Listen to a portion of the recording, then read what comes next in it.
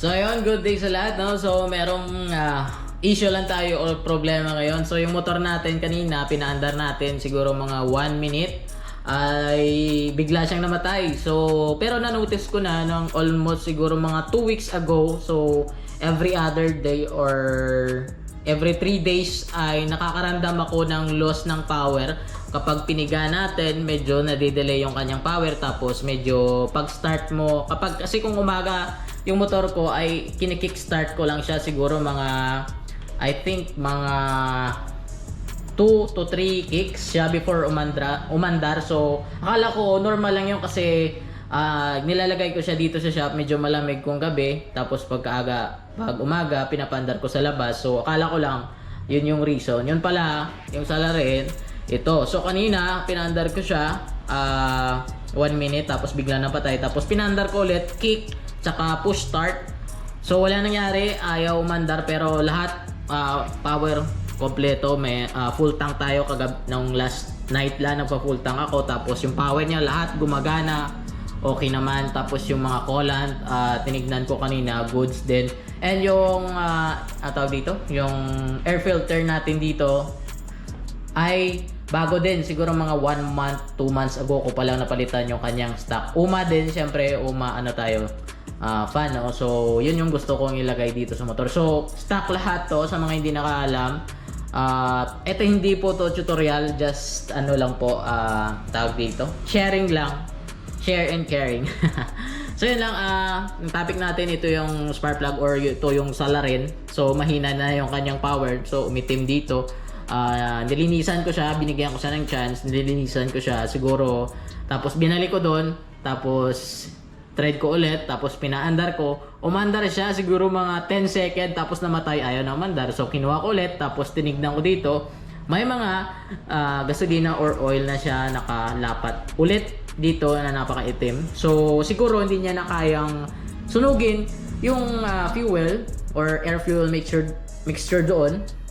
Hindi niya na kaya sunugin. So mabilis ang video lang to kasi gusto ko talagang i-share to. So ayun, napag-isipan ko, meron kasing shop dito na malapit lang, siguro mga 7 or 6 kilometer from dito sa location ko ngayon.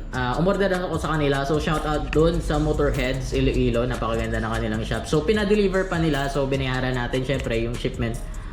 So ang price nito, kung dito ka sa Iloilo, ay 650 pesos. Ito yung orig na Yuma Racing 4 Sniper V1 na CPR, tawag dito, nakalagay kasi dito ay EB9R3i, tapos Yuma Racing. Ganon din dito sa may parang steel niya, EB9R3i A1. So ang tawag dito daw long thread, kasi may short thread and long thread. So ito yung pang long thread. Ewan ko lang kung pwede ito sa Raider 150, pero sa Sniper 150 ito yung nagamit ko.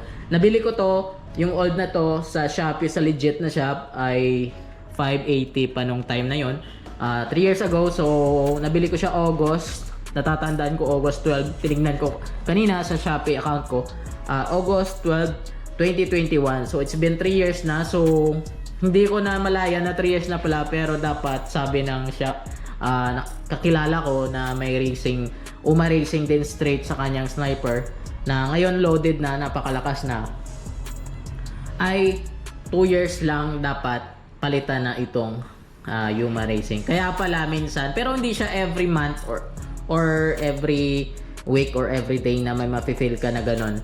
Minsan-minsan lang, pero itong last 2 weeks, this November, ay sobra na talaga, ay medyo mahirap na siya or pahirapan yung paandar niya. So akala ko doon sa may kanyang FI or sa throttle body, pero nalinisan na siya.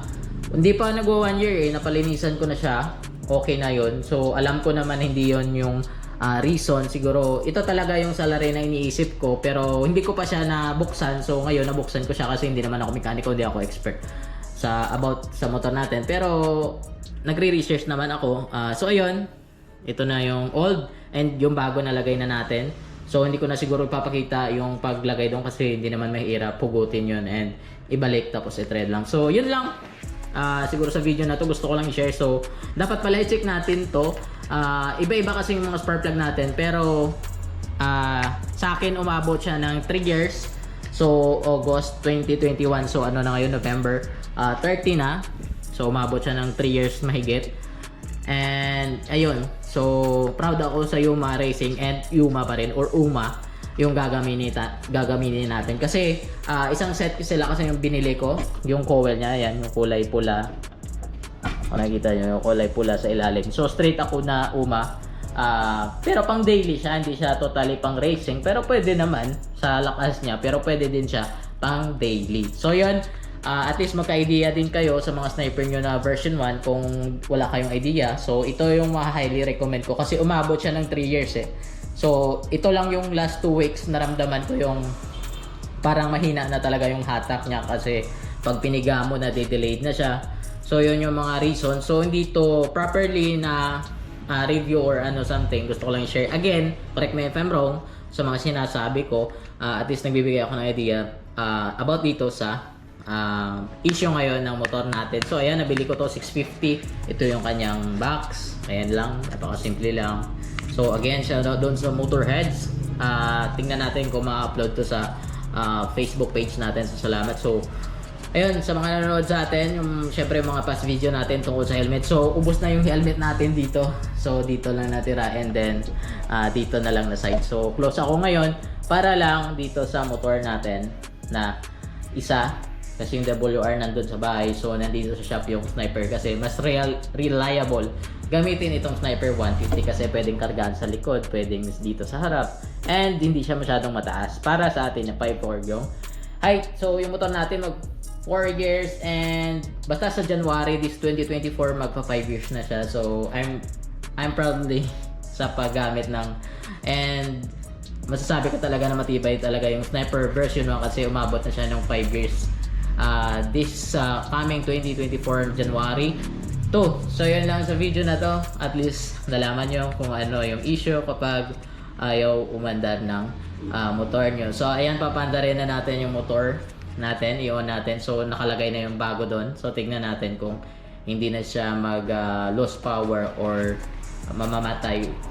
And yun, shoutout din sa Yuma Philippines dahil mayroong mga spark plug na original na pa rin na available hanggang ngayon. So ayan, paandarin natin, on natin. Ayan. So stock lahat. I mean, stock engine tayo pero yung napalitan na natin coil at saka yung Yuma Racing spark plug lang yung nilagay natin, and then the rest wala na, stock lahat. And yun lang sa may air filter pala, yung washable ba yun or ano tinatawag, basta Uma na yun, washable na air filter ata tawag, and then yun lang. Tapos yung sa nagtatanong kung anong oil na maganda ginagamit sa stock engine ng sniper, para sa akin is Shell AX7 na kulay blue yung kanyang sige, kapag nakapag-change oil ako, i-share ko din. Siguro ako na lang mag-change oil at least para pruweba talaga. Yun yung ginagamit natin for almost 5 years. So meron pa tayo mga nakakabit dito, yung mga mini driving light, yung ito, yung parang design, and support din sa kamay natin. Tapos lagayan ng cellphone, lagayan ng GoPro, ano pa ba, wala naman akong pinalitan dito.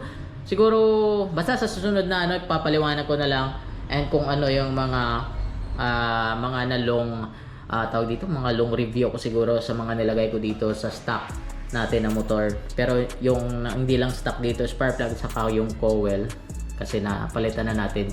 Magte 3 years na nga, sabi ko nga magte 3 years na. So yun lang sa video na to, papandarin muna natin dito, and then salamat sa mga nanonood in advance. Ayan, namamatay pa.